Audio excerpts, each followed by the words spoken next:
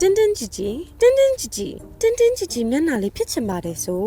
ရွေးချယ်စရာ moisturizer တွေကလည်းများလိုက်တာဘာသုံးရမှာလဲ ဒီလီတလဲသီးကျဲတော့တဘာဝတလဲသီးအစီနဲ့ထုတ်ထားပြီးမျက်နှာလေးကိုတင်းတင်းကြည်ကြည်ဖြစ်စေတယ် မနက်ကမှလိမ့်ထားတာအခုအစိုးရကလည်းမရှိတော့ပြန်ဘူး ။ဒီလီတလဲသီးကျဲပဲတော့ bounce back technology နဲ့ထုတ်ထားလို့ moisture lock ပို့လုပ်ပေးနိုင်ပါတယ်။ဒါကြောင့်အဆိုဓာတ်ကိုကြာပို့ထိန်းထားနိုင်တယ် အာနိတန်ကောင်းတဲ့အထုပ်သင်းနဲ့တွက်ချေကြိုက်တဲ့အထုပ်ကြီးဘယ်ဟာသုံးရမှာလဲ ။ဒီလီတလဲသီးကျဲတော့တဘာဝပါဝင်ပစ္စည်းတွေနဲ့ထုတ်ထားပြီးမျက်နှာအတွက်တီးတန့်ပဲမို့ပိုစိတ်ချရပြီးအာနိသင်ပိုကောင်းတယ်။ကျဲတိုက်လေးနဲ့မို့စိတ်ကက်ကမဖြစ်ဘူး နေရောညပါလိမ့်တော့အသားရည်လေးကတင်းတင်းကြည်ကြည်ဖြစ်သွားပြီ